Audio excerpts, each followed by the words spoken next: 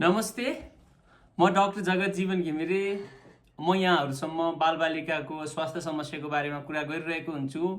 Mainly श्वास प्रश्वास सम्बन्धी स्वास्थ्य समस्याको कुरा गरिरहेको हुन्छु, किनभने म बालबालिकाको डाक्टर त हुँ, तर मेनली म बच्चाको श्वास प्रश्वास सम्बन्धी विशेषज्ञ भएको हिसाबले म आफूले जानेको बुझेको कुराहरू हजुरहरूलाई बताइरहेको हुन्छु।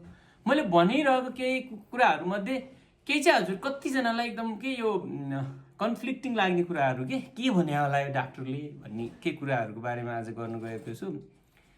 मेरो आफ्नो जर्नीको बारेमा बताउँछु।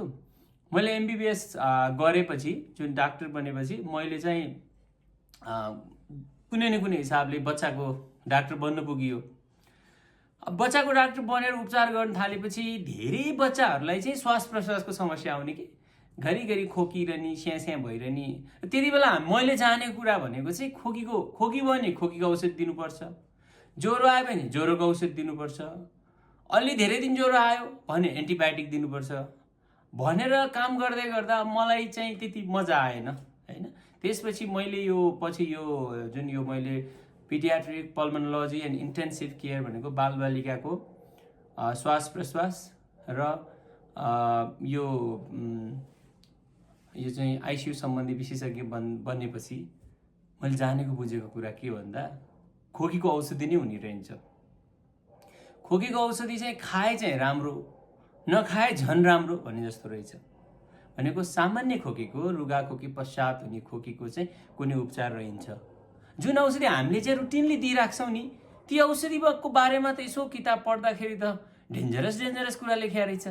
खोकीको औषधि खानु हुँदैन, त्यसले मुटुलाई असर गर्छ हैन, त्यसले चाहिँ विभिन्न किसिमको नकारात्मक असर गर्न सक्छ।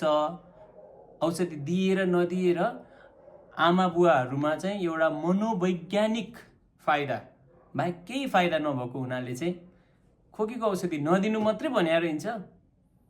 बाहिर धेरै विकसित देशहरूमा, जस्तो हजुरको धेरै विकसित देश भनेको चाहिँ अब यो युरोपको केही एकदम राम्रो देशहरू जस्तो स्विडेन, नर्वे, डेनमार्क हैन, यस्तो जस्तो देशहरू, अमेरिका जस्तो देशहरू, युके, अस्ट्रेलिया जस्तो देशहरूमा चाहिँ खोकीको औषधि चाहिँ लगभग ब्यान्ड नै रहेछ। अनि हालसालै म इन्डियामा पढ्दै गर्दाखेरि 6 वर्षभन्दा तलको बालबालिकाहरूमा पनि खोकीको औषधि ब्यान्ड रहेछ है। यदि भन्दै गर्दाखेरि चाहिँ मैले खोकीको औषधि चाहिँ अहिले प्रयोग गर्दिनँ र मैले औषधि दिनै छोडेको छु है। तर फेरि कति पेरेन्ट्सले सोध्नुहुन्छ, यस्तो आदर्श कुरा गरेर हुन्छ र बच्चालाई खोकिरहेछ के गर्ने भन्ने कुरा गर्दाखेरि, जुन खोकी एकदमै गाढा खोकी छ, जुन खोकीले बच्चालाई असाध्यै परेशान गरेछ, जुन खोकीले बच्चालाई सुत्न दिँदैन, दौड्न दिँदैन, खेल्न दिँदैन, खान दिँदैन, त्यसको चाहिँ हामीले कारण पत्ता लगाएर उपचार गर्छौँ। खोकीको उपचार भन्दा नि खोकीको कारणको उपचार गर्न चाहिँ जरुरी हुने देखेर र मैले आजकल चाहिँ त्यो हिसाबले हजुरहरूलाई काउन्सिलिङ पनि गरेको छु, हजुरहरूलाई बुझाउन प्रयास गरेको छु। हजुरहरूलाई मैले भनेको कुराहरू कतिलाई चाहिँ के भने होला यस्तो भन्ने पनि लाग्न सक्छ, त्यो स्वाभाविक कुरा हो। तर हेर्नुहोस्, अहिलेको आजको विज्ञानले खोकीको औषधिको बारेमा बुझेको कुरा यही नै हो र हाम्रो काम त्यो विज्ञानको कुरालाई बुझाउने नै भएको हुनाले मैले हजुरहरूलाई यति चाहिँ निवेदन गर्न खोजेँ। हस्, धन्यवाद।